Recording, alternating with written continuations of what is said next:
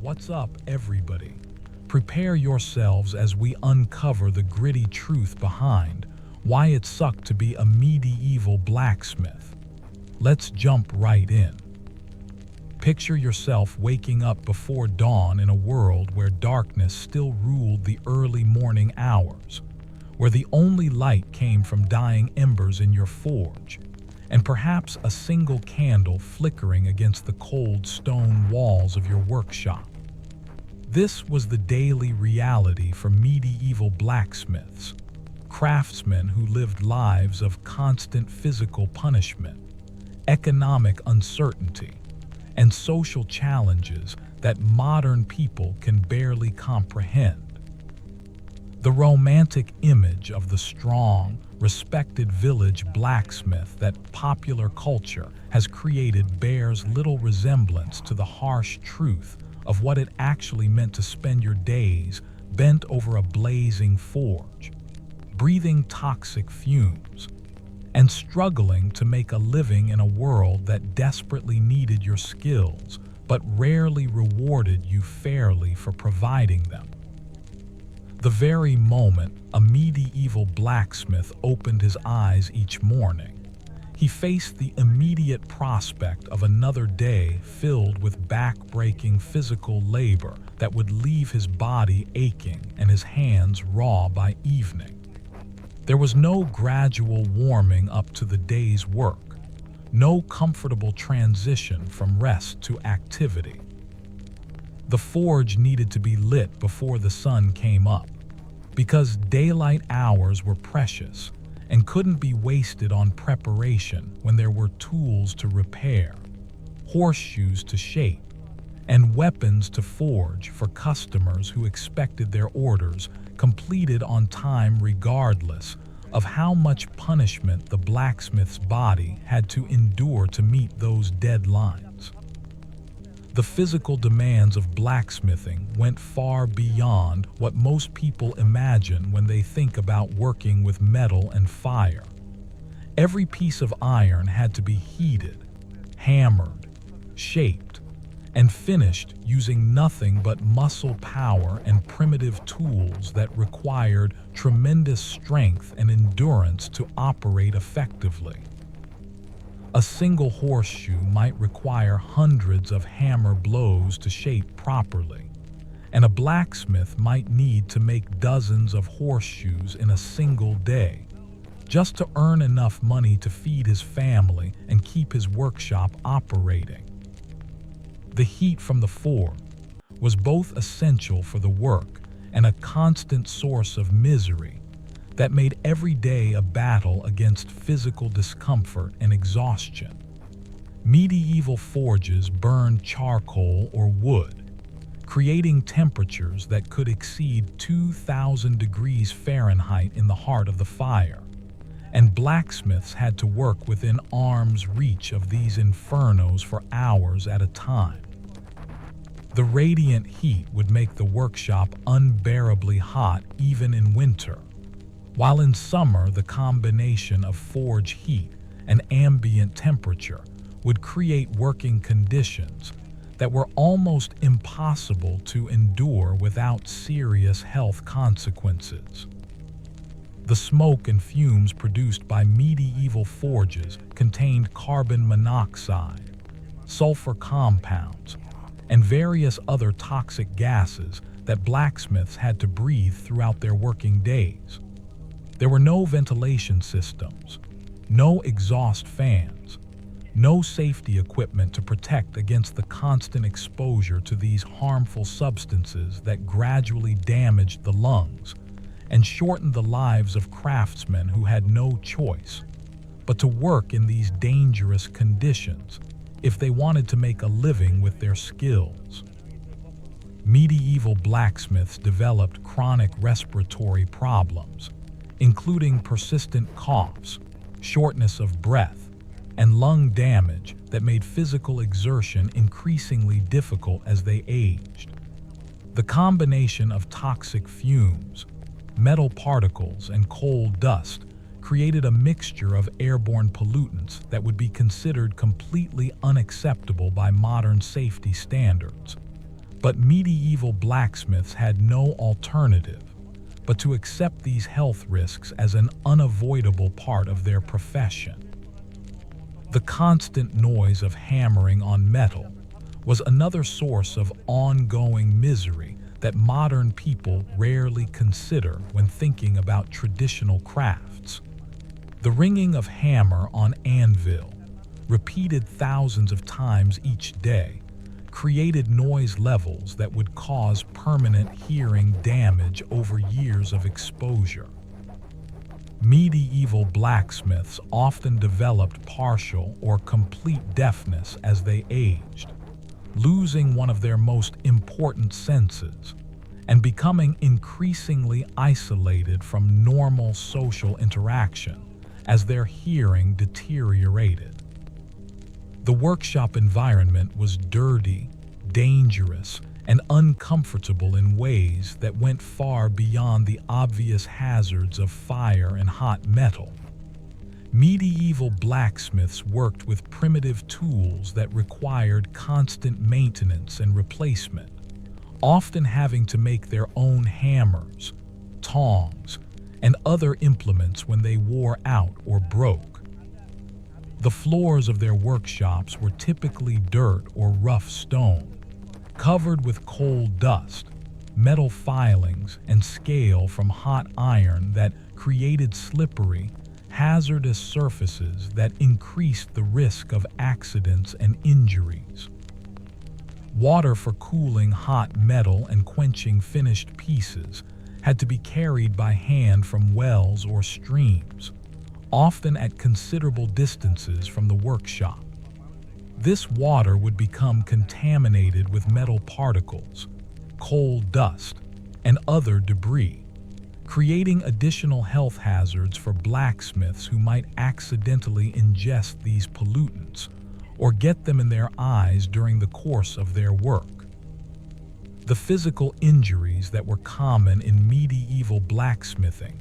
went far beyond occasional burns or cuts. The repetitive motions required for hammering metal caused joint problems, back pain, and muscle strain that would worsen over years of constant use. Blacksmiths developed arthritis in their hands, wrists, and shoulders at early ages, making their work increasingly painful and difficult as they tried to maintain their productivity despite growing physical limitations. Burns were an almost daily occurrence for medieval blacksmiths, ranging from minor scorches from hot metal or flying sparks to serious injuries that could disable a craftsman for weeks or months. Hot metal could cause deep burns through leather aprons and clothing, while sparks and scale could damage eyes and cause facial injuries that would heal slowly and often leave permanent scars. The tools used by medieval blacksmiths were heavy, cumbersome, and prone to causing injuries when used for hours at a time. Hammers weighing several pounds had to be swung repeatedly throughout the day, causing fatigue and increasing the risk of missing the target and striking fingers or hands instead of the intended workpiece. The long-handled tools used for moving hot metal were awkward to control and could cause burns if the hot end accidentally touched skin or clothing. Medieval anvils were crude compared to modern standards, often having rough surfaces or chips that made precision work difficult and increased the likelihood of accidents. The lack of proper lighting in medieval workshops made detail work challenging and dangerous,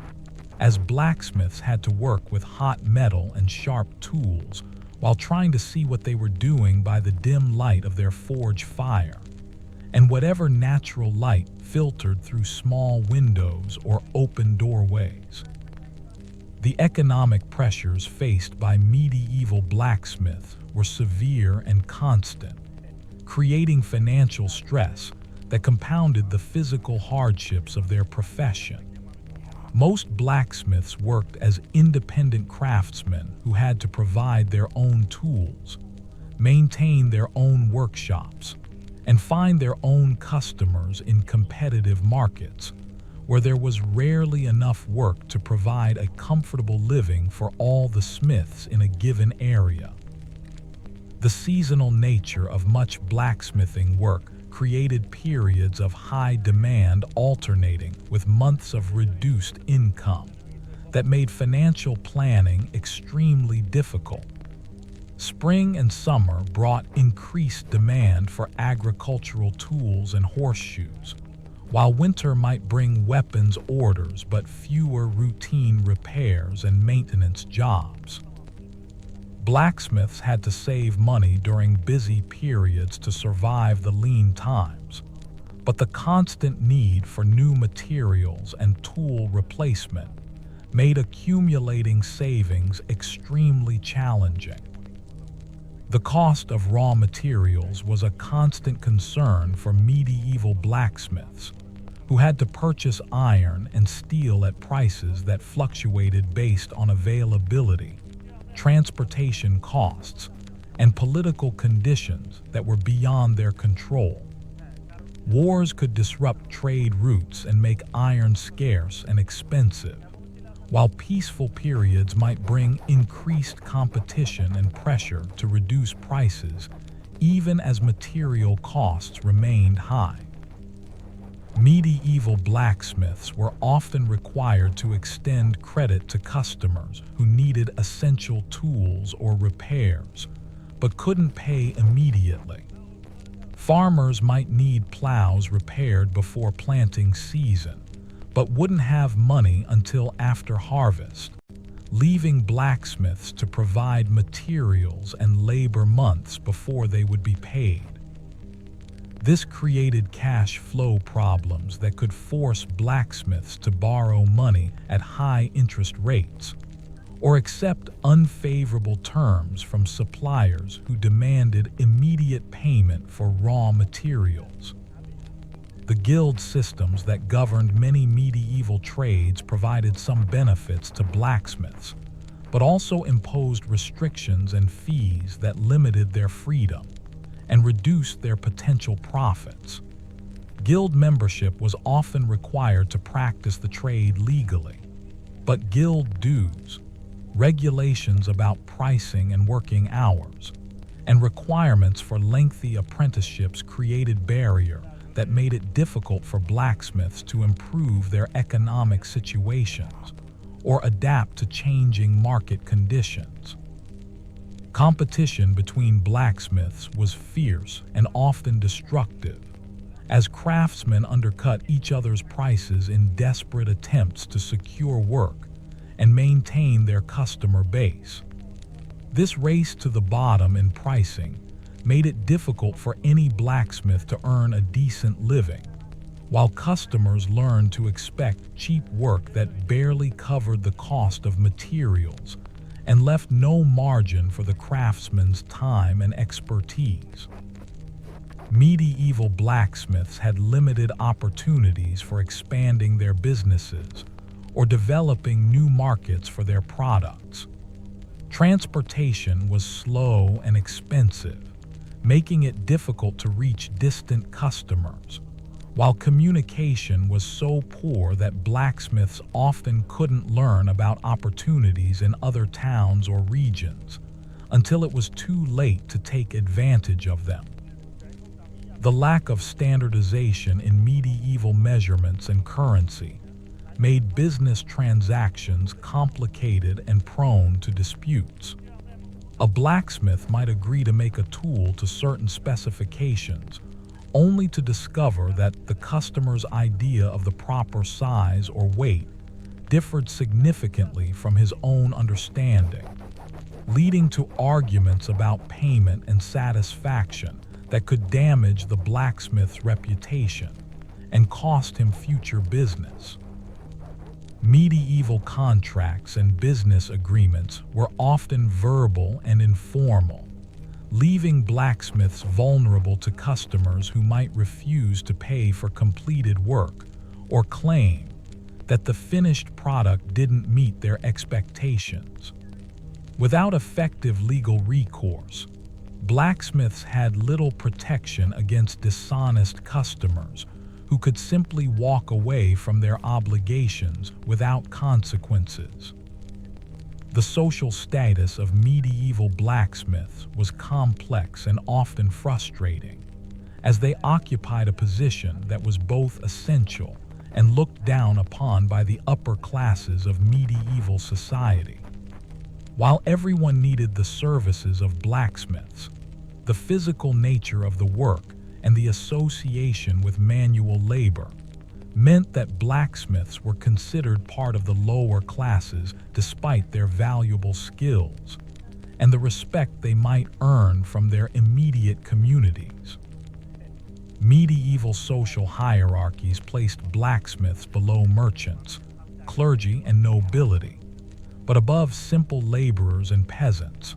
creating an ambiguous social position that often left them feeling caught between different worlds without fully belonging to any of them. They were too educated and skilled to be simple peasants, but too dirty and physical in their work to be accepted as equals by the merchant classes who might have similar economic status. The physical appearance of medieval blacksmiths, marked by burns, scars, calluses, and the permanent grime that was impossible to completely remove from hands and clothing, made them instantly recognizable and often unwelcome in polite society. The smell of smoke, sweat, and metal that clung to blacksmiths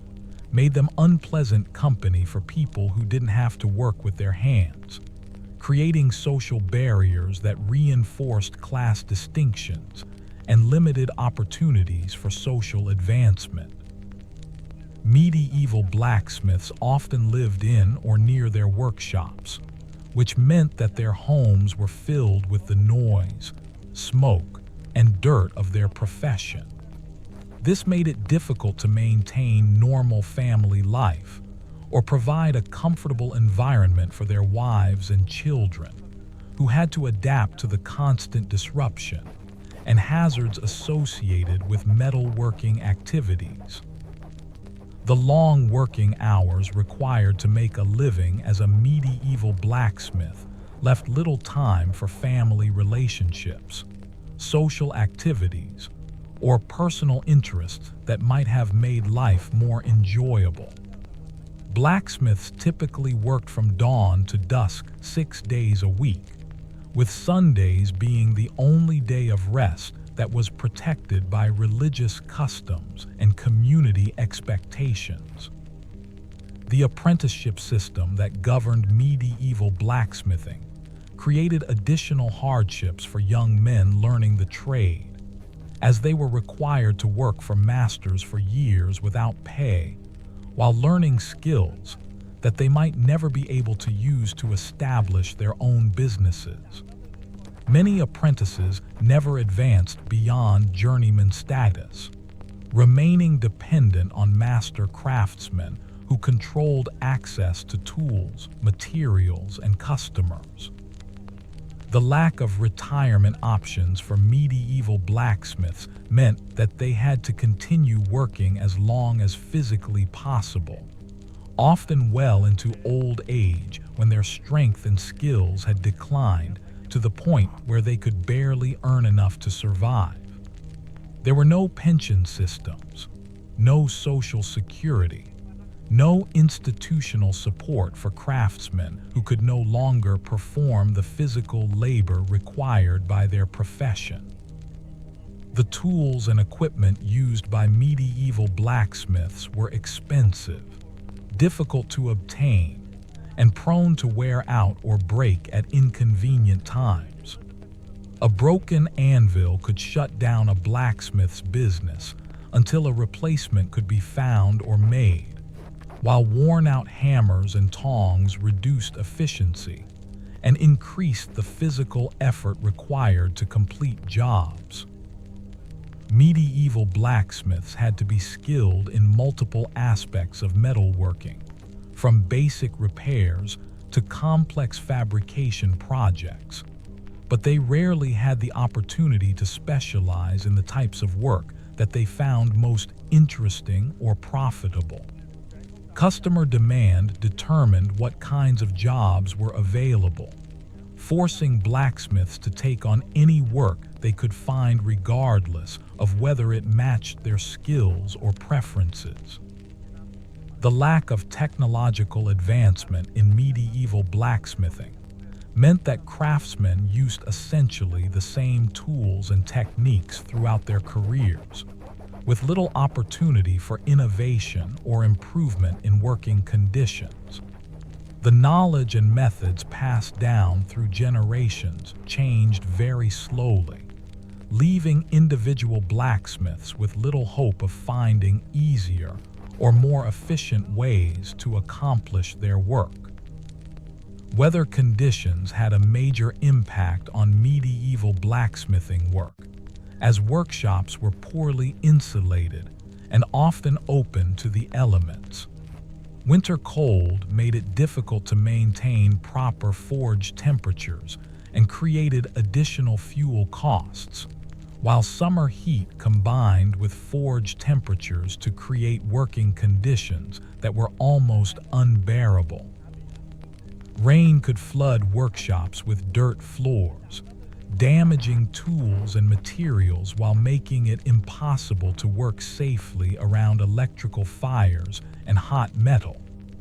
High winds could blow sparks and embers around the workshop, creating fire hazards and making precision work almost impossible.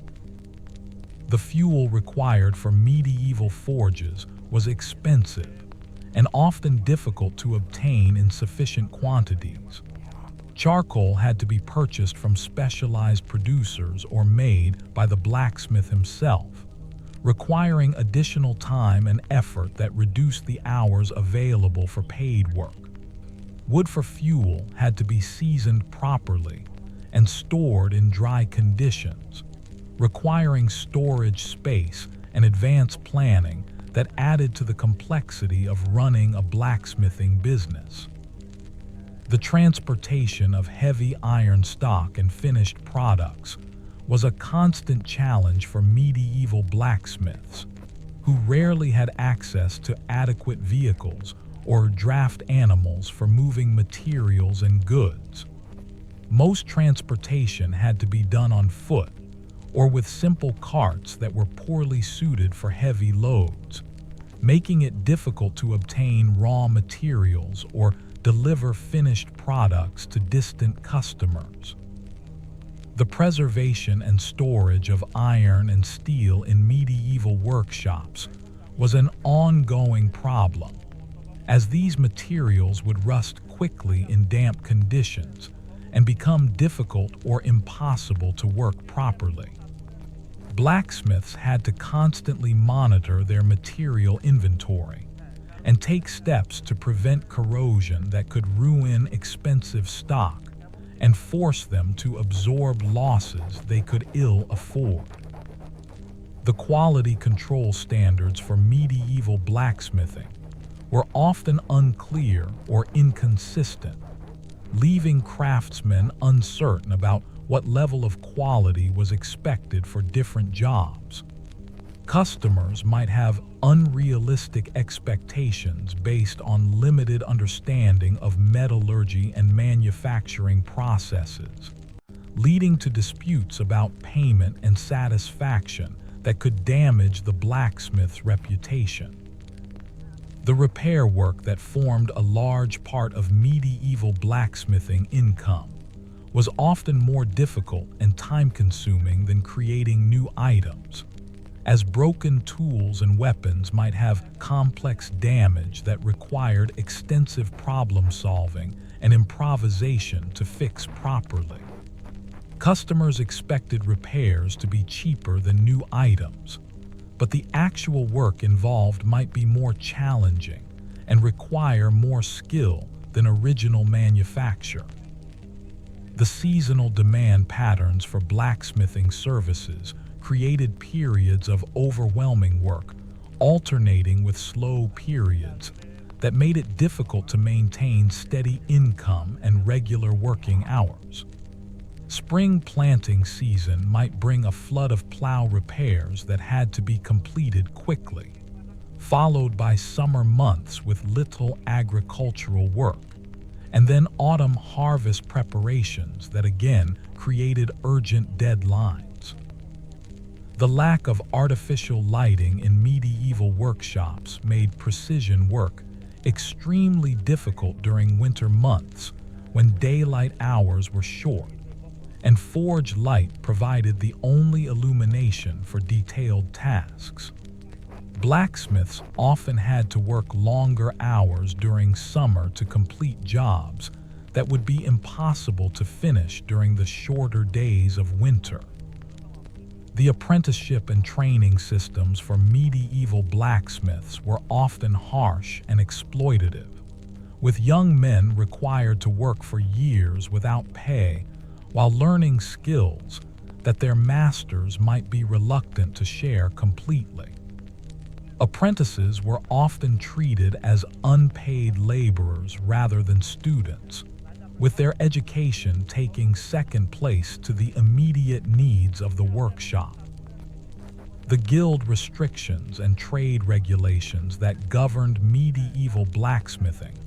often prevented innovation and competition in ways that kept working conditions poor and wages low. Guild rules might specify exactly how certain jobs should be done, preventing blacksmiths from developing more efficient techniques that could reduce the physical demands of their work. The medical knowledge available to treat the injuries and health problems common among medieval blacksmiths was extremely limited and often ineffective. Burns might be treated with folk remedies that provided little relief and could actually make injuries worse, while respiratory problems caused by forge fumes were poorly understood and had no effective treatments. The social isolation experienced by many medieval blacksmiths resulted from the demands of their work and their ambiguous social status, leaving them with few opportunities for friendship and companionship outside their immediate families. The long working hours and physical exhaustion that characterized their daily lives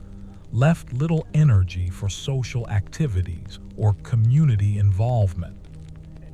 The lack of educational opportunities for medieval blacksmiths and their children meant that families often remained trapped in the same social and economic circumstances for generations, with sons following their fathers into the same difficult profession because they had no other options for making a living. The political instability and warfare that characterized much of the medieval period created additional hardships for blacksmiths, who might find their workshops destroyed, their tools stolen, or their customers killed or displaced by military conflicts that were completely beyond their control. The religious restrictions and social customs that governed medieval life often conflicted with the practical needs of blacksmithing work,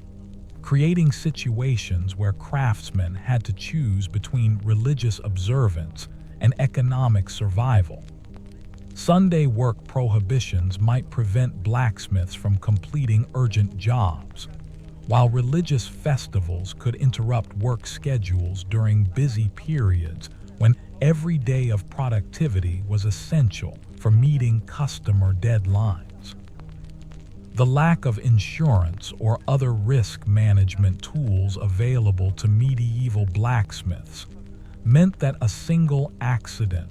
injury, or business setback could destroy a craftsman's livelihood and leave his family destitute without any safety net or institutional support to help them through difficult periods. The constant physical pain and discomfort that resulted from years of blacksmithing work gradually wore down the health and spirits of medieval craftsmen who had no access to effective pain management or treatments that might have allowed them to continue working with less suffering and better quality of life as they aged. In the end, the life of a medieval blacksmith was characterized by constant physical punishment, economic uncertainty, social challenges, and health risks that modern people can barely imagine, making it one of the most difficult and unrewarding occupations in a historical period that was already marked by hardship and struggle for most working people. The daily routine of medieval blacksmiths began hours before sunrise, when they had to kindle their forges in complete darkness using flint and steel or preserved embers from the previous day's fire. This process could take 30 minutes or more in cold weather when damp fuel was reluctant to catch, and failure to get the forge lit early enough could mean losing precious hours of working time that directly translated to reduced income for the day. The blacksmith's wife and children often had to help with this morning ritual, gathering kindling and tending the growing fire while the craftsman prepared his tools and organized the materials needed for the day's projects. The breakfast that sustained medieval blacksmiths through their morning's work was typically simple and inadequate by modern nutritional standards, consisting of dark bread, perhaps some cheese or preserved meat if the family was relatively prosperous, and weak ale or water that might not be entirely safe to drink. This meager meal had to provide energy for hours of intensive physical labor, but medieval blacksmiths rarely had access to the varied, protein-rich diet that would have been optimal for their demanding work. The first customers often arrived at the blacksmith's workshop before the sun was fully up, bringing broken tools that needed immediate repair for agricultural work that couldn't wait for convenient scheduling. These early morning customers were usually farmers who had discovered equipment failures while preparing for the day's work and needed repairs completed quickly,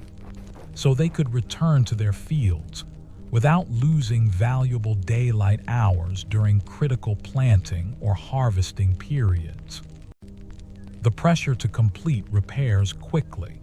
combined with the physical demands of working with heavy tools while still warming up from sleep, created conditions that were particularly dangerous for accidents and injuries. Cold muscles and stiff joints made blacksmiths more prone to strains and mishaps during the early morning hours, but customer expectations and economic necessity meant that work had to begin immediately regardless of physical readiness. The apprentices and journeymen who worked in larger blacksmithing operations faced additional hardships beyond those experienced by master craftsmen, including poor living conditions, inadequate food, and harsh treatment from supervisors who viewed them as disposable laborers rather than students learning valuable skills. Young apprentices might sleep on straw pallets in cold, drafty workshops, sharing living space with the tools and materials of the trade while having little privacy or comfort. The learning process for medieval blacksmithing was brutal and inefficient, relying on observation, trial and error, and physical punishment to teach techniques that could have been explained more clearly with better instructional methods. Apprentices were often beaten for making mistakes, wasting materials, or failing to perform tasks correctly, creating an atmosphere of fear and intimidation that made learning more difficult and traumatic. The gradual progression from apprentice to journeyman to master craftsman could take decades, during which time young blacksmiths remained dependent on others for their livelihood and had little control over their working conditions or future prospects. Many apprentices never progressed beyond journeyman status, remaining wage laborers throughout their careers without ever achieving the independence and security that came with master craftsman status. The physical development required for blacksmithing work was extreme and often led to disproportionate muscle growth that could cause long-term health problems and mobility issues. Blacksmiths typically developed overdeveloped shoulders, arms, and backs while neglecting other aspects of physical fitness, creating muscular imbalances that contributed to joint problems and chronic pain as they aged. The repetitive stress injuries that resulted from thousands of daily hammer blows accumulated over years and decades, gradually reducing the blacksmith's effectiveness and causing increasing pain that made work more difficult and less productive. Conditions like tennis elbow, carpal tunnel syndrome, and rotator cuff injuries were common among medieval blacksmiths, but without modern medical understanding or treatment options, these problems simply had to be endured until they became completely debilitating. The eye strain and vision problems that resulted from years of peering at hot metal in dim workshop lighting gradually reduced the blacksmith's ability to do precision work and contributed to accidents and injuries that became more frequent as craftsmen aged. The contrast between bright forge fire and dark workshop conditions created visual challenges that were particularly difficult for older blacksmiths whose natural vision was already declining. The dehydration and heat exhaustion that were common during summer months created additional health risks for blacksmiths who had to maintain their productivity despite working in temperatures that would be considered dangerous by modern occupational safety standards. The combination of forge heat and ambient temperature could create workshop conditions that exceeded 100 degrees Fahrenheit, while the physical demands of the work prevented adequate rest and cooling that would have been necessary for safety. The respiratory diseases that developed from years of breathing forge fumes were progressive and incurable, gradually reducing the blacksmith's lung capacity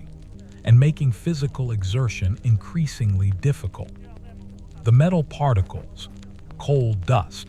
and toxic gases that were constant companions in medieval workshops created a mixture of airborne pollutants that would systematically damage the respiratory system over time, leading to conditions that resembled modern black lung disease or mesothelioma. The skin conditions that resulted from constant exposure to heat, sparks, chemicals, and abrasive materials made medieval blacksmiths easily recognizable by their scarred, discolored, and roughened skin that marked them as members of a profession that literally left its mark on those who practiced it. Burns, cuts, chemical exposure, and chronic irritation created skin problems that were painful, unsightly, and potentially dangerous if they became infected. The social stigma associated with manual labor in medieval society meant that blacksmiths were often viewed as inferior to merchants, clergy,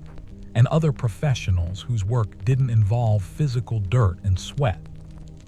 This attitude affected not only the blacksmiths themselves, but also their families, who might find themselves excluded from certain social opportunities or treated with less respect because of their association with manual trades.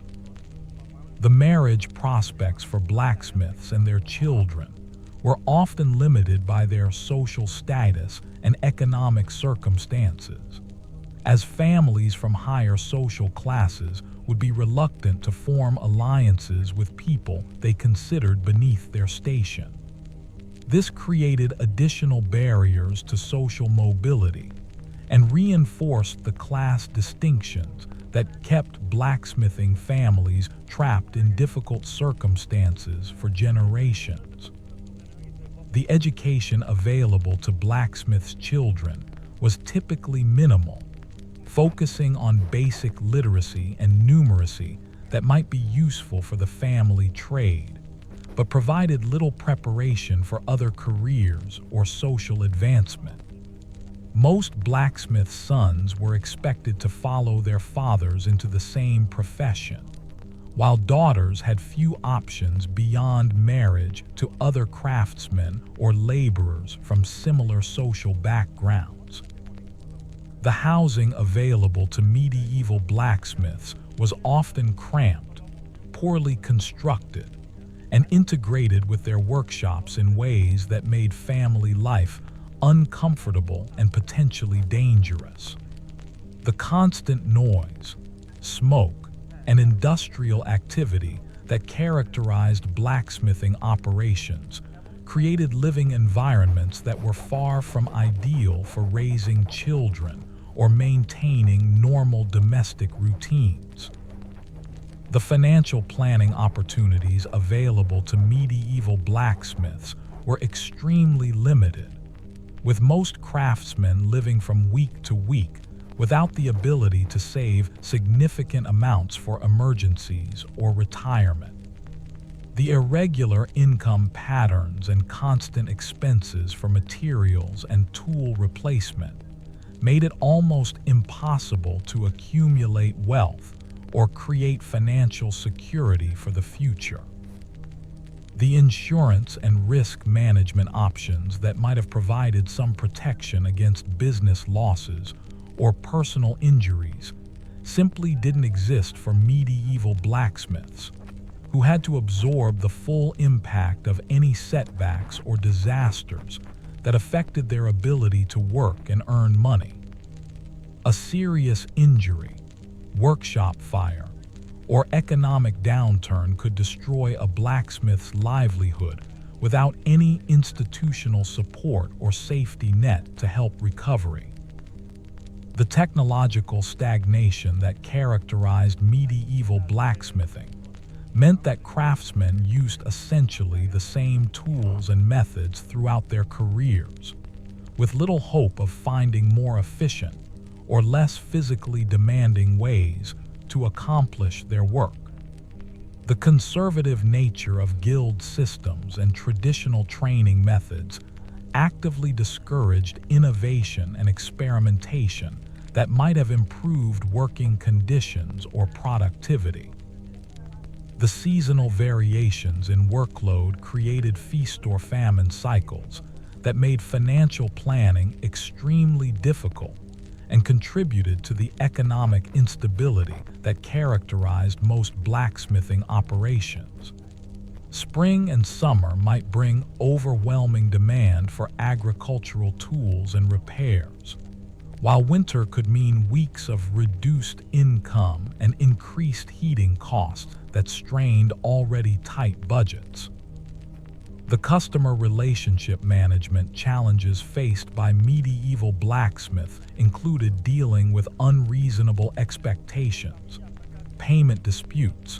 and complaints about quality or pricing that could damage their reputation and reduce future business opportunities. Without modern communication tools or standardized business practices, these relationships were often informal and prone to misunderstandings that could escalate into serious conflicts. The supply chain management problems that affected medieval blacksmiths included unreliable delivery of raw materials, fluctuating prices for iron and steel, and quality control issues with materials that might not meet the standards needed for specific jobs. A shipment of poor quality iron could ruin a week's work and force the blacksmith to absorb losses while trying to satisfy customers who expected perfect results regardless of material problems. The workspace organization and safety management requirements for medieval blacksmiths were complex and demanding, involving the safe storage of combustible materials, proper ventilation for toxic fumes, and arrangement of tools and equipment in ways that minimized accident risks while maximizing efficiency. The lack of modern safety equipment and industrial hygiene knowledge made these challenges particularly difficult to address effectively. The quality control standards that medieval blacksmiths had to meet were often unclear and subjective, based on customer expectations that might be unrealistic or inconsistent, rather than objective technical specifications that could be measured and verified. This created ongoing disputes about whether finished work met acceptable standards and whether full payment was warranted for completed jobs. The competition analysis that medieval blacksmiths had to conduct was hampered by poor communication and limited market information, making it difficult to understand pricing trends, customer preferences, or business opportunities that might affect their success. The lack of reliable information about competitor activities or market conditions made strategic planning almost impossible. The professional development opportunities available to medieval blacksmiths were extremely limited, with most learning occurring through informal observation and trial-and-error experimentation, rather than systematic instruction or structured skill development programs. The guild apprenticeship system provided basic training, but offered little opportunity for advanced education or specialization in particular aspects of metalworking. The networking and professional relationship building that might have helped medieval blacksmiths improve their business prospects was hindered by geographical isolation, poor transportation, and limited communication options that made it difficult to maintain contact with craftsmen in other locations or learn about developments in the broader metalworking community.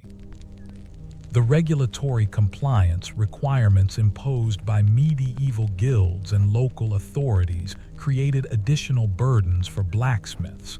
who had to navigate complex rules about pricing, working hours, apprenticeship standards, and quality requirements while trying to maintain profitable operations in competitive markets. Violations of these regulations could result in fines, loss of guild membership, or prohibition from practicing the trade. The taxation and fee obligations that medieval blacksmiths faced included guild dues, local taxes, and various other charges that reduced their already modest incomes and created additional administrative burdens that took time away from productive work. These financial obligations were often imposed without regard for the blacksmith's ability to pay or the impact on their family's welfare.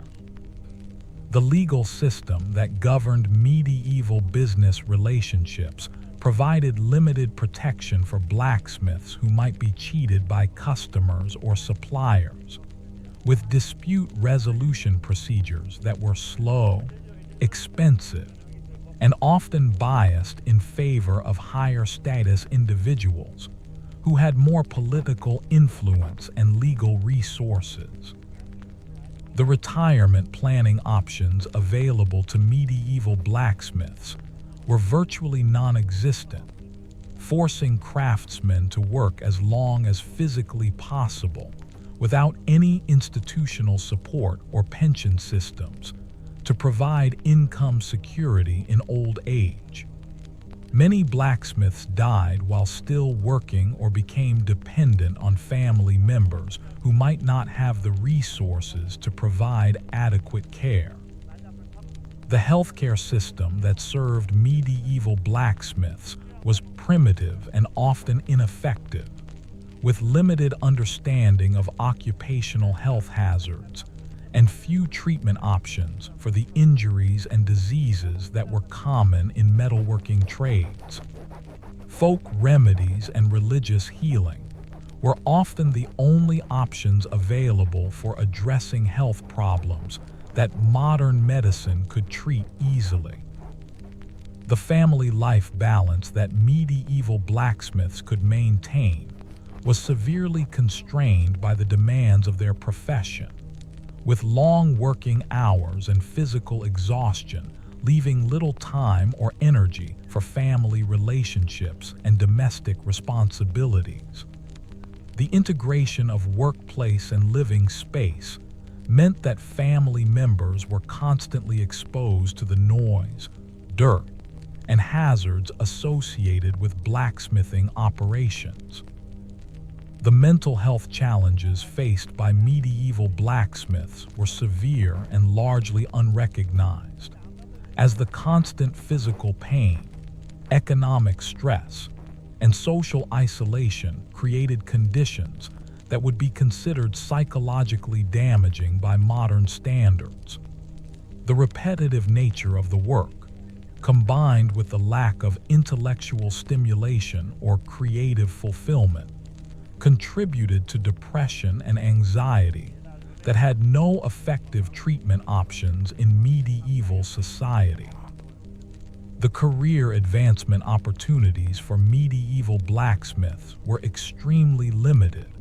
with most craftsmen remaining at the same skill and income level throughout their working lives, without prospects for significant improvement in their circumstances. The rigid guild systems and traditional hierarchies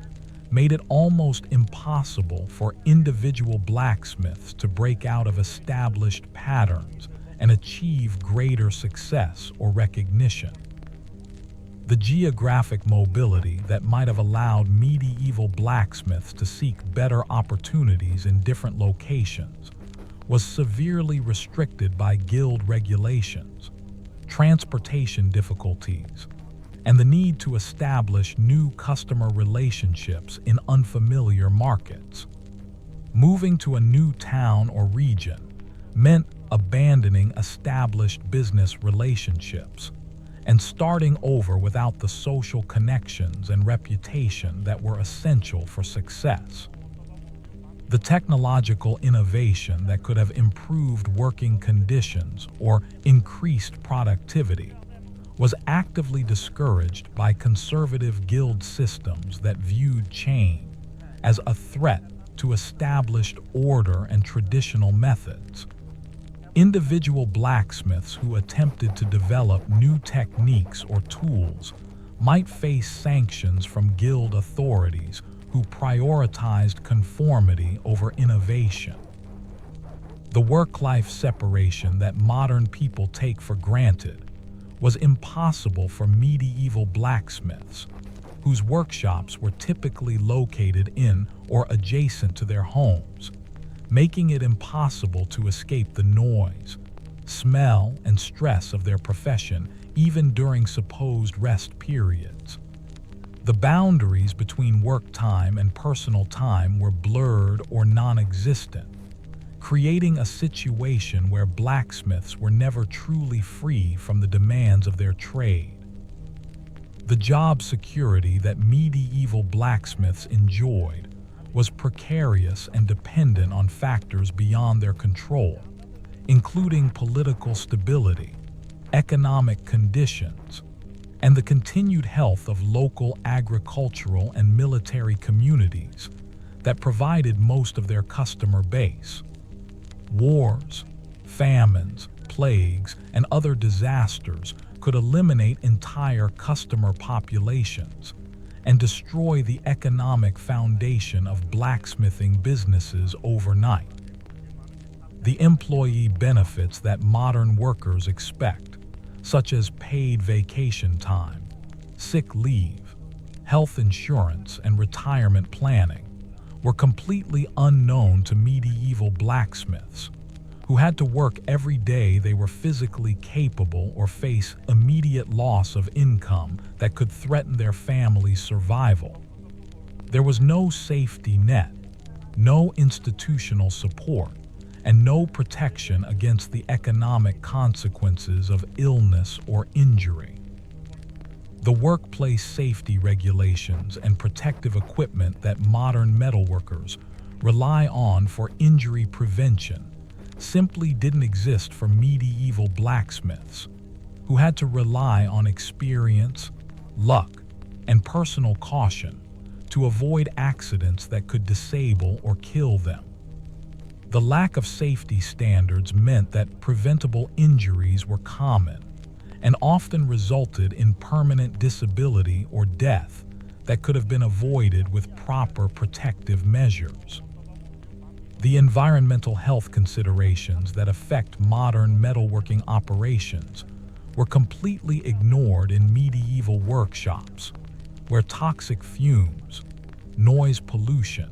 and hazardous waste disposal created conditions that would be considered criminal violations of environmental protection laws by contemporary standards. Medieval blacksmiths and their families were exposed to levels of pollution and contamination that would be absolutely unacceptable in modern industrial settings. The continuing education and skill development opportunities that help modern workers adapt to changing technologies and market conditions were unavailable to medieval blacksmiths, who were expected to learn their trade once during apprenticeship and then continue using the same methods throughout their careers without opportunities for advancement or specialization that might have improved their earning potential.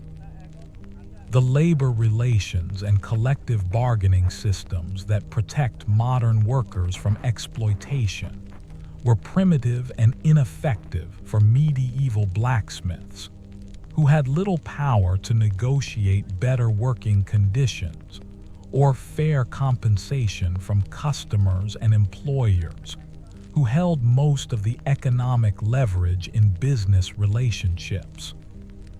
The market research and business intelligence that help modern craftsmen understand customer needs and competitive conditions were unavailable to medieval blacksmiths, who had to rely on limited local knowledge and personal experience to make business decisions that could affect their survival and success in highly competitive markets. The financial services and credit systems that enable modern small business owners to invest in equipment, manage cash flow, and expand their operations were largely unavailable to medieval blacksmiths, who had to operate with minimal capital and very limited access to credit that was often available only at usurious interest rates from questionable sources. The legal protections and contract enforcement mechanisms that modern businesses rely on for security and predictability in commercial relationships were weak or non-existent for medieval blacksmiths, who often had to complete work based on verbal agreements and informal understandings that provided little protection against customers who refused to pay or demanded unreasonable modifications to completed projects. The professional associations and trade organizations that provide modern craftsmen with networking opportunities, technical resources, and political representation were limited to guild systems, that often served the interests of established masters rather than promoting the welfare of all practitioners of the trade, including apprentices and journeymen who had little voice in policy decisions. The research and development resources that enable modern metalworkers to improve their techniques and develop new products were completely unavailable to medieval blacksmiths, who had to rely on traditional methods and personal experimentation without access to scientific knowledge or technical literature that could have accelerated improvements in their craft. The standardization and quality control systems that ensure consistency and reliability in modern metalworking were absent from medieval blacksmithing, where individual craftsmen developed their own methods and standards that might vary significantly from one workshop to another, creating problems for customers who needed interchangeable parts or consistent quality across multiple orders. The equipment maintenance and repair services that keep modern workshops operating efficiently were unavailable to medieval blacksmiths, who had to maintain and repair their own tools and equipment without access to specialized services or replacement parts that could have reduced downtime and improved productivity. The ergonomic design principles that minimize physical stress and injury risk in modern workplaces were unknown to medieval blacksmiths, who used tools and work methods that created maximum physical strain and contributed to the chronic pain and disability that characterized their profession throughout their working lives. The scheduling flexibility and time management systems that allow modern craftsmen to balance work demands with personal needs were impossible for medieval blacksmiths, whose working hours were dictated by daylight availability,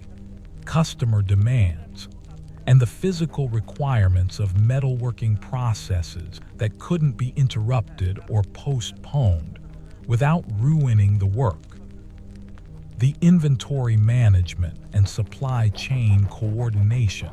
that enable modern businesses to operate efficiently with minimal working capital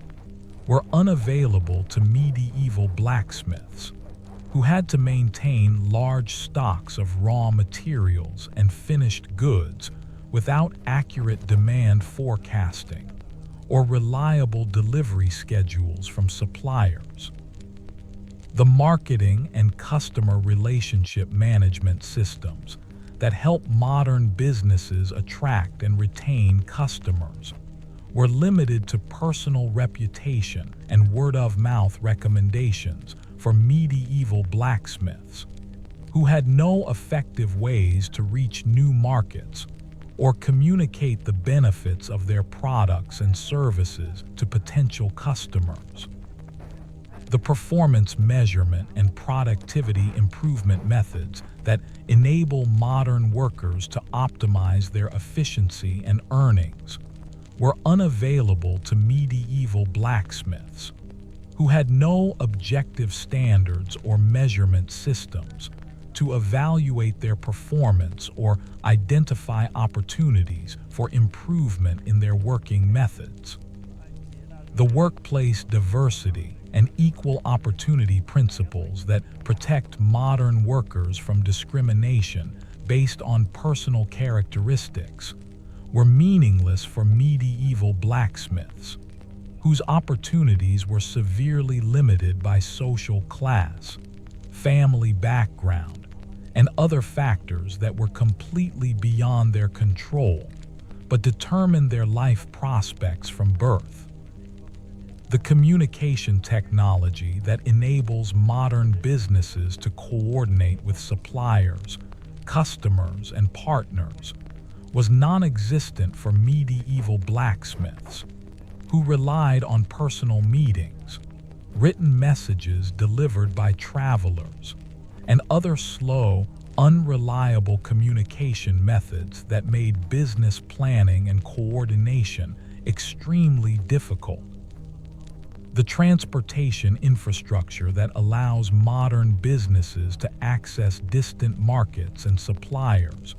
was primitive and dangerous for medieval blacksmiths, who were limited to local and regional markets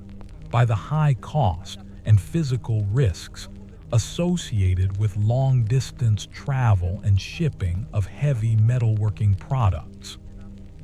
The financial planning and investment services that help modern craftsmen build wealth and prepare for retirement were unavailable to medieval blacksmiths,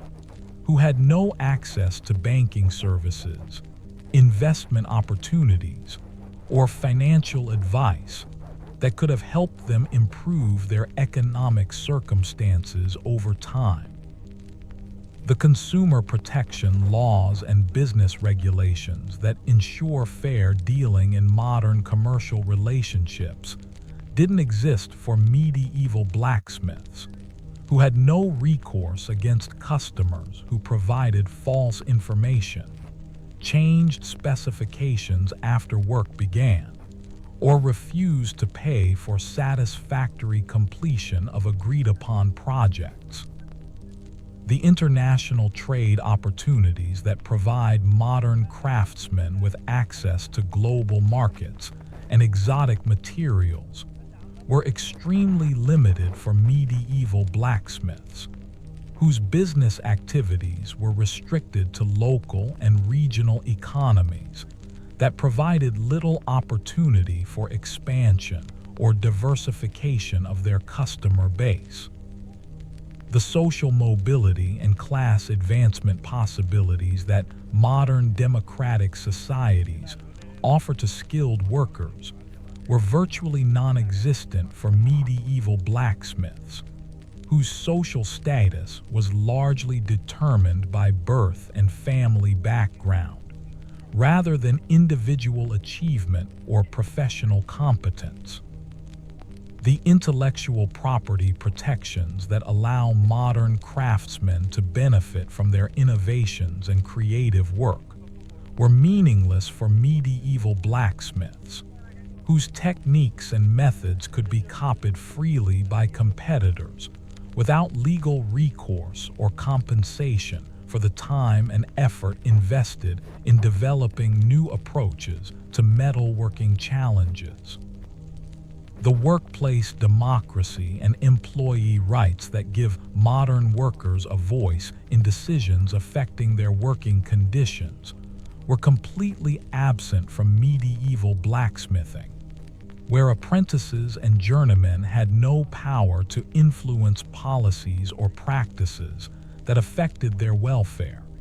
and had to accept whatever conditions their masters imposed without protest or negotiation. The scientific knowledge and technical education that enable modern metalworkers to understand the principles underlying their craft were unavailable to medieval blacksmiths, who relied on traditional methods and personal experience without access to chemistry, physics, or metallurgy knowledge that could have improved their results and reduced their physical effort. The social services and community support systems that provide modern families with assistance during difficult periods were non-existent for medieval blacksmiths, whose families faced destitution, hunger, and homelessness if the primary breadwinner became unable to work due to injury, illness, or economic conditions beyond their control. Ultimately, the combination of brutal physical demands, economic insecurity, social limitations, health hazards, and complete lack of modern protections and support systems made medieval blacksmithing one of the most punishing and unrewarding occupations in human history, a profession that extracted a terrible toll from those who practiced it, while providing minimal compensation or recognition for the essential services they provided to their communities, leaving behind countless craftsmen whose lives were short, bodies broken, and spirits crushed by the relentless demands of a trade that consumed everything they had to give, while offering little hope for improvement or escape from the cycle of hardship that defined their existence from the moment they first picked up a hammer until the day their worn-out bodies could no longer endure the punishment that was the price of making a living with fire and iron. The psychological toll of medieval blacksmithing went far beyond the obvious physical suffering, creating mental health challenges that were completely unrecognized and untreated in a society that had no understanding of occupational stress, chronic pain syndrome, or the cumulative effects of years spent in dangerous, uncomfortable working conditions. The constant anxiety about potential accidents, the ongoing worry about financial security, and the social isolation that resulted from their ambiguous class status combined to create a state of chronic stress that would be recognized today as seriously damaging to mental health and overall well-being. The sleep patterns of medieval blacksmiths were disrupted by multiple factors that modern people would find intolerable, including the physical pain that made comfortable rest difficult to achieve, the noise from other craftsmen working early or late hours, and the anxiety about the next day's work that made relaxation nearly impossible. The poor quality of medieval bedding, combined with the drafty, uncomfortable living conditions that most blacksmiths endured, meant that even when they had time for sleep, the rest they obtained was often inadequate for recovery from the day's physical exertion. The dietary restrictions and nutritional deficiencies that affected medieval blacksmiths were particularly problematic given the physical demands of their work, as they rarely had access to the protein-rich food and diverse nutrients that would have been optimal for supporting the muscle development and energy requirements of their profession. The seasonal variations in food availability meant periods of relative abundance alternating with months of inadequate nutrition that weakened their bodies and made them more susceptible to illness and injury. The family relationships of medieval blacksmiths were strained by the demands of their profession in ways that created lasting emotional damage for both the craftsmen and their loved ones. Children growing up in blacksmithing households were exposed to constant noise, toxic fumes, and dangerous working conditions that affected their health and development, while wives had to manage household responsibilities while dealing with the stress of worrying about their husband's safety and the family's economic security. The seasonal depression that affected many medieval blacksmiths during the long, dark winter months was exacerbated by the reduced daylight hours that limited their working time and income, the increased fuel costs that strained their budgets, and the social isolation that resulted from weather conditions that made travel and social interaction difficult or impossible. The combination of economic stress and environmental factors created psychological conditions that would be recognized today as serious mental health challenges requiring professional treatment. The chronic pain that was an inevitable consequence of years spent in blacksmithing work created a downward spiral of physical and mental deterioration that gradually reduced the craftsman's quality of life and ability to function effectively in both professional and personal relationships. The lack of effective pain management techniques meant that blacksmiths had to continue working despite ongoing discomfort that would be considered completely unacceptable by modern occupational health standards. The social stigma associated with manual labor in medieval society created additional psychological stress for blacksmiths who were intelligent and skilled, but found themselves looked down upon by people whose work was considered more respectable despite being less essential for community survival. The disconnect between their actual importance and their perceived social status created feelings of resentment and frustration that contributed to the overall misery of their daily existence.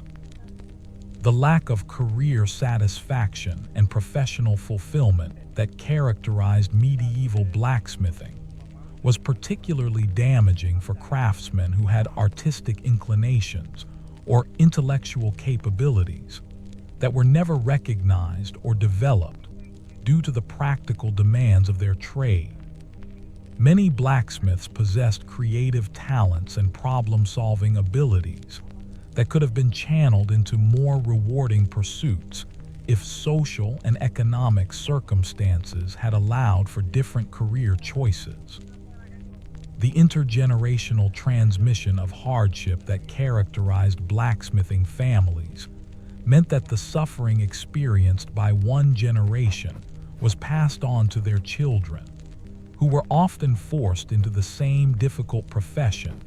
due to lack of alternatives and limited social mobility. Sons of blacksmiths grew up expecting a life of physical punishment and economic struggle, while daughters faced limited marriage prospects and restricted opportunities for improving their circumstances. The geographic isolation that affected many medieval blacksmiths, particularly those working in rural areas, contributed to social isolation and limited their access to new ideas, techniques, and opportunities that might have improved their working conditions or economic prospects. The lack of communication with other craftsmen made it difficult to learn about innovations or develop professional relationships that could have provided mutual support and assistance during difficult periods. The religious conflicts and social tensions that characterized much of the medieval period created additional stress for blacksmiths, who might find themselves caught between competing authorities and conflicting demands that put their safety and livelihood at risk. Religious wars, political upheavals, and social unrest could disrupt established business relationships and create dangerous conditions that threaten both personal security and economic stability. The apprenticeship abuse that was common in medieval blacksmithing operations created trauma for young people that affected their entire lives, as they were often subjected to physical punishment, verbal abuse, and exploitative working conditions that would be considered criminal by modern standards. The psychological damage inflicted during these formative years contributed to cycles of abuse and dysfunction that perpetuated the harsh conditions that characterized the trade. The lack of intellectual stimulation and creative expression that characterized medieval blacksmithing work contributed to mental stagnation and depression among craftsmen who were capable of much more than the repetitive physical labor that consumed their daily lives. The absence of opportunities for learning, growth, and personal development created a sense of wasted potential and unfulfilled ambition that added to the overall misery of their existence. The environmental hazards that surrounded medieval blacksmiths included not only the obvious dangers of fire and hot metal, but also the toxic chemicals, heavy metals, and industrial pollutants that gradually poisoned their bodies and shortened their lives in ways that were not understood at the time, but would be recognized today as serious occupational health hazards, requiring extensive protective measures and medical monitoring. The workplace accidents that were common in medieval blacksmithing were often severe and life-altering, ranging from burns and cuts that left permanent scars to crushing injuries that could disable or kill experienced craftsmen despite their skill and caution. The lack of effective emergency medical care meant that even relatively minor injuries could become infected and lead to serious complications or death that could have been prevented with proper treatment. The economic exploitation that medieval blacksmiths faced from customers, suppliers, and guild authorities created additional stress and resentment that compounded the physical hardships of their profession. The power imbalances that characterized business relationships meant that blacksmiths often had to accept unfair terms and inadequate compensation, while having little recourse against those who took advantage of their dependent position. The technological stagnation that characterized medieval metalworking meant that blacksmiths were trapped in traditional methods that maximized physical effort while minimizing efficiency and comfort, with little hope of finding better ways to accomplish their work or reduce the health risks associated with their profession. The conservative nature of guild systems and traditional training methods actively prevented the kind of innovation and improvement that could have made their lives more bearable. The seasonal unemployment that affected many medieval blacksmiths created additional financial stress and uncertainty that made long-term planning impossible and forced families to live in constant fear of economic disaster. The feast or famine cycles that characterized agricultural societies meant that blacksmiths might have too much work during planting and harvest seasons, but face weeks of reduced income during winter months when agricultural activity declined. The lack of retirement security that characterized medieval life was particularly problematic for blacksmiths, whose physically demanding work made it impossible to continue working into old age, but who had no alternative source of income or institutional support to provide for their basic needs when they could no longer perform manual labor. Many blacksmiths died while still working or became dependent on family members who might not have the resources to provide adequate care. The social isolation that resulted from the demanding nature of blacksmithing work and the ambiguous social status of craftsmen created loneliness and alienation that contributed to depression and other mental health problems that had no effective treatment in medieval society. The long working hours and physical exhaustion that characterized their daily lives left little time or energy for maintaining friendships and social relationships that could have provided emotional support and companionship.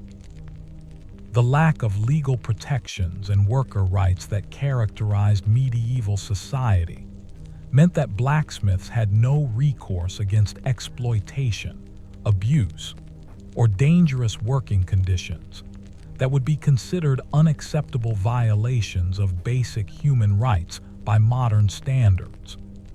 The absence of regulatory oversight and safety standards left craftsmen completely dependent on the goodwill of their employers and customers for fair treatment and reasonable working conditions. The cultural limitations and educational restrictions that affected medieval blacksmiths prevented them from developing their intellectual potential and pursuing interests that might have provided greater satisfaction and fulfillment than the repetitive physical labor that consumed their working lives. The rigid class system and limited social mobility meant that even highly intelligent and talented blacksmiths were trapped in their circumstances with little hope of achieving their full potential. The environmental degradation caused by medieval metalworking activities created additional health hazards and quality of life issues for blacksmiths and their families,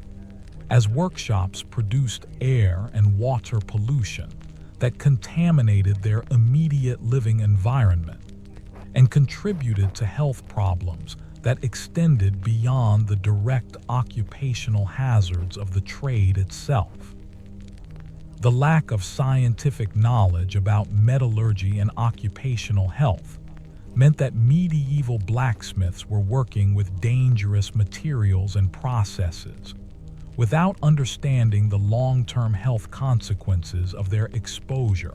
to toxic substances and extreme working conditions. The absence of safety research and medical understanding left them vulnerable to preventable injuries and illnesses that could have been avoided with proper knowledge and protective measures. The political powerlessness of medieval craftsmen meant that blacksmiths had no voice in decisions that affected their working conditions, economic opportunities, and social status, leaving them subject to the arbitrary decisions of political and religious authorities who had little understanding or concern for the welfare of manual laborers and their families. The intergenerational poverty that characterized many blacksmithing families created cycles of disadvantage that were difficult to break, as limited resources and opportunities prevented investment in education, business development, or other forms of advancement that might have improved their circumstances over time. The absence of social mobility meant that talented individuals were often trapped in circumstances that prevented them from realizing their potential and contributing to society in ways that matched their abilities. In examining the totality of medieval blacksmith existence, we see a profession that demanded everything from those who practiced it, while giving back very little in terms of compensation, respect, or quality of life, creating a situation where essential craftsmen lived lives of constant struggle and suffering that would be considered unconscionable by modern standards of workplace safety, economic justice, and human dignity. The daily awakening of a medieval blacksmith was itself a form of torture that modern people can barely comprehend, as stiffened joints and aching muscles protested against the movement required to rise from inadequate bedding and face another day of punishment that their bodies had endured for years without relief or hope of improvement. The first moments of consciousness brought immediate awareness of chronic pain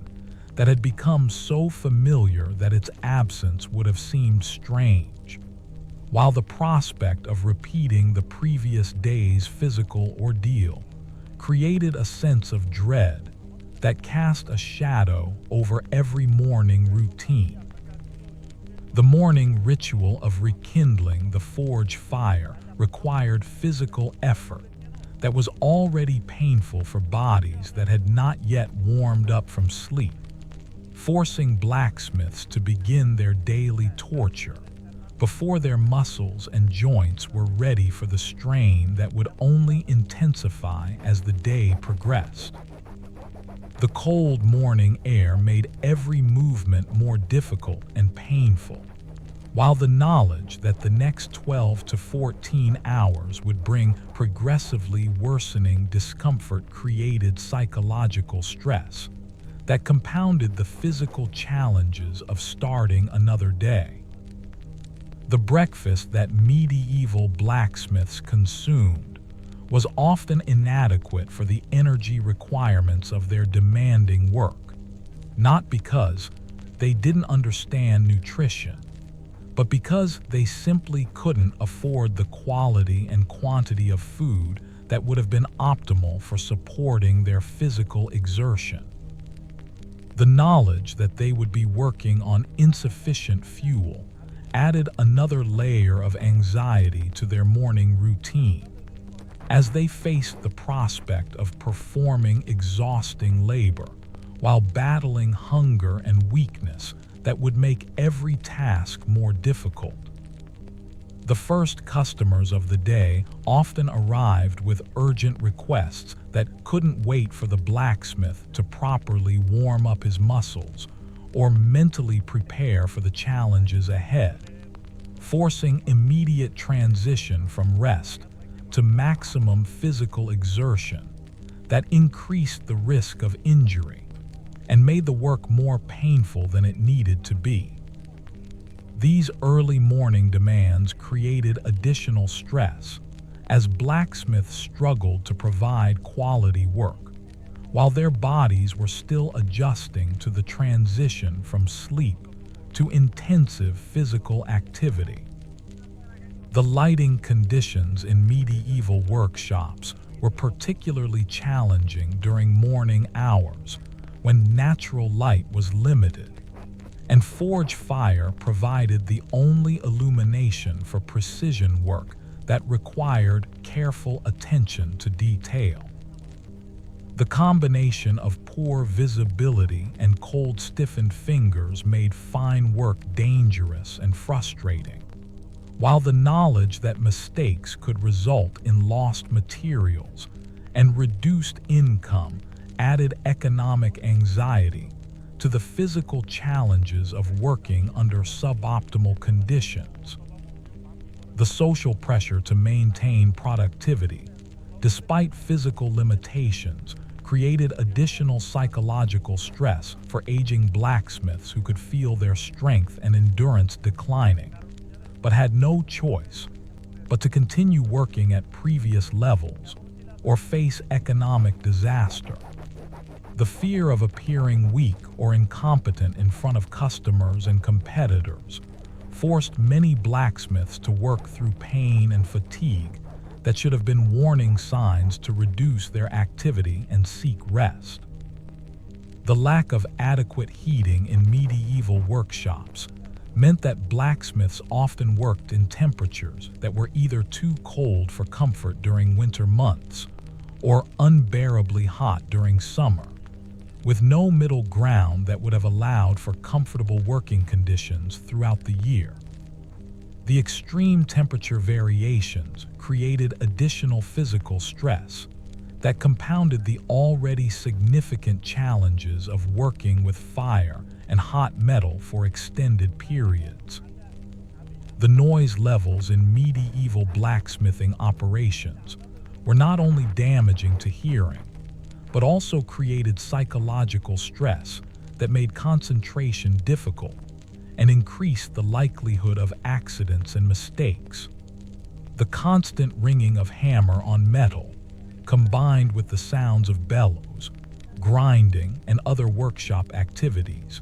created an acoustic environment that was both physically harmful and mentally exhausting for craftsmen who had to endure it throughout their working lives. The air quality in medieval workshops was so poor that modern occupational health experts would consider it immediately dangerous to human life, with concentrations of toxic fumes, metal particles, and combustion byproducts that exceeded safe exposure limits by factors that would be measured in multiples rather than small percentages. The gradual poisoning that resulted from years of breathing contaminated air was a slow death sentence that blacksmiths served without understanding the full extent of the damage being done to their bodies. The repetitive stress injuries that were inevitable consequences of medieval blacksmithing techniques began to develop within months of starting the trade and progressively worsened throughout the craftsman's career, creating cumulative damage that eventually made normal daily activities painful and difficult even outside the workshop environment. The inability to perform simple tasks like writing, eating, or dressing without pain served as constant reminders of the price being paid for their profession. The social isolation that resulted from the physical demands and time requirements of blacksmithing work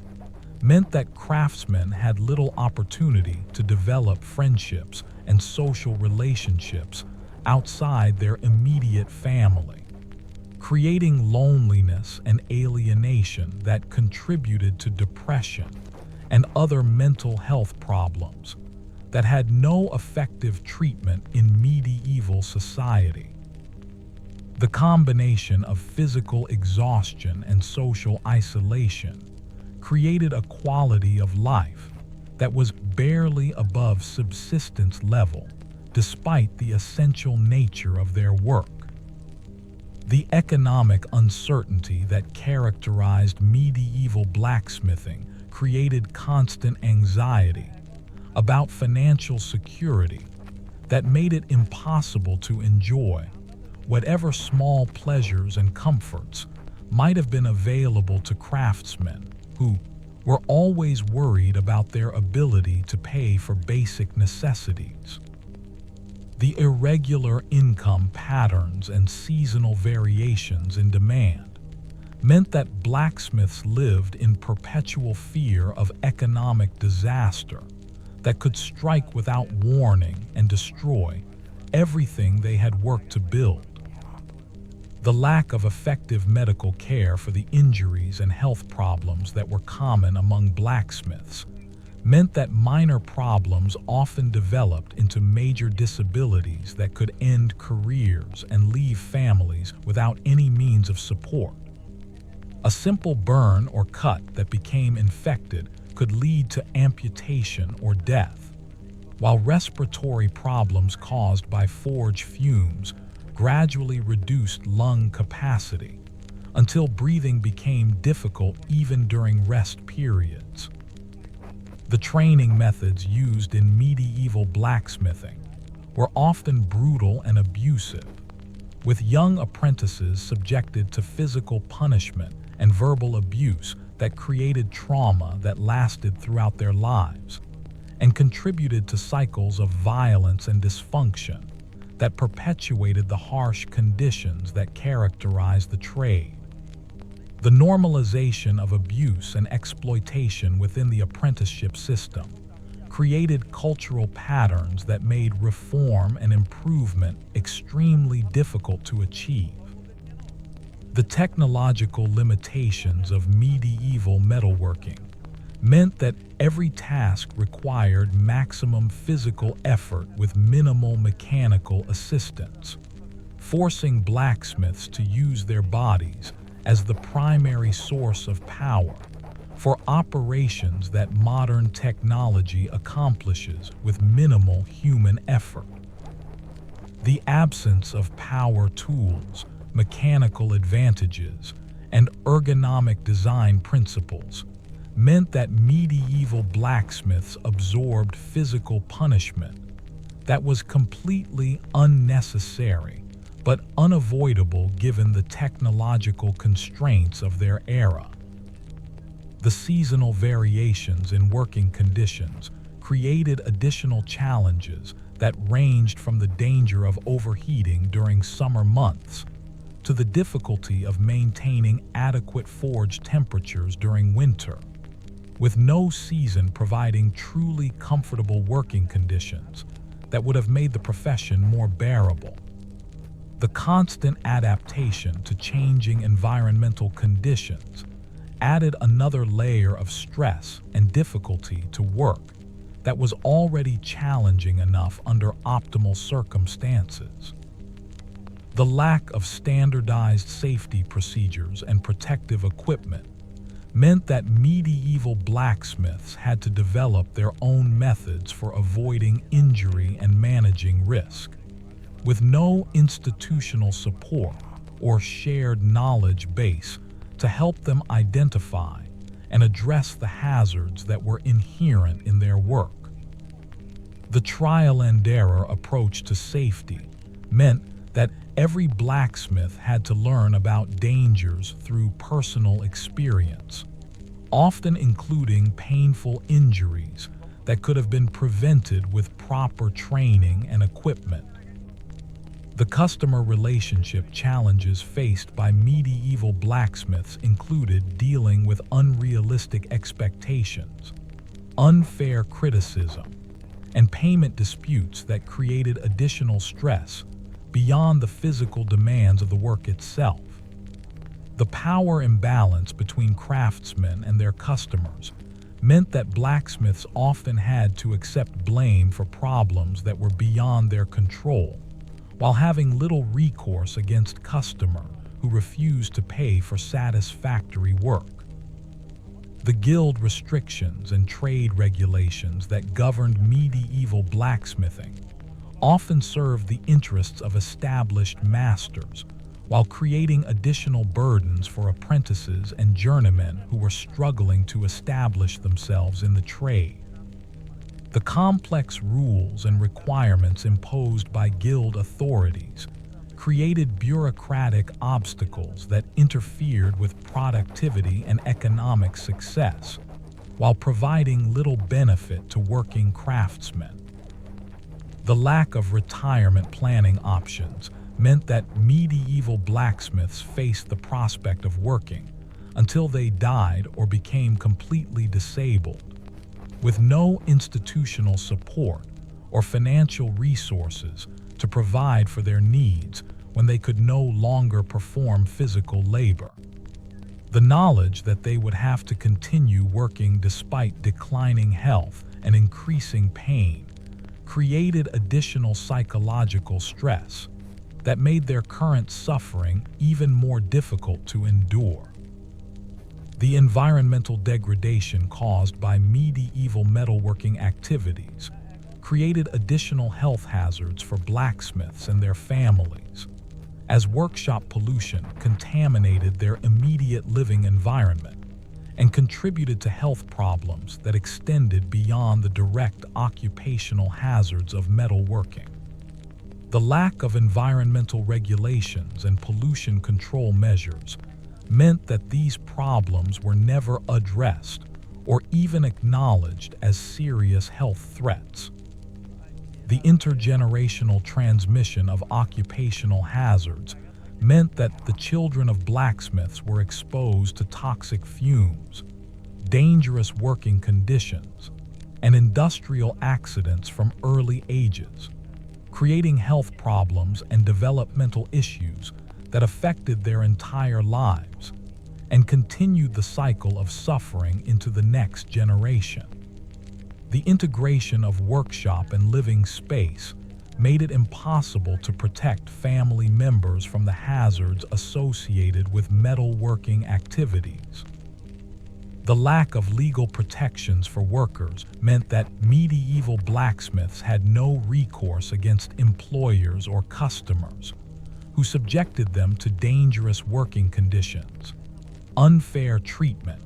or economic exploitation that would be considered criminal violations of worker rights by modern standards. The absence of regulatory oversight and enforcement mechanisms left craftsmen completely dependent on the goodwill of others for fair treatment and reasonable working conditions. The cultural attitudes toward manual labor that characterized medieval society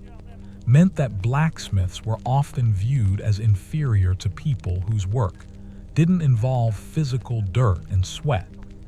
creating social barriers that reinforced class distinctions and limited opportunities for advancement, regardless of individual skill, intelligence, or character. The stigma associated with manual trades affected not only the craftsmen themselves, but also their families, who faced discrimination and limited opportunities because of their association with physical labor. The technological stagnation that characterized medieval crafts meant that blacksmiths used essentially the same tools and methods throughout their careers, with little hope of finding more efficient or less physically demanding ways to accomplish their work. While the conservative nature of traditional training methods and guild systems actively discouraged innovation and experimentation that might have improved working conditions or reduced health risks associated with metalworking activities.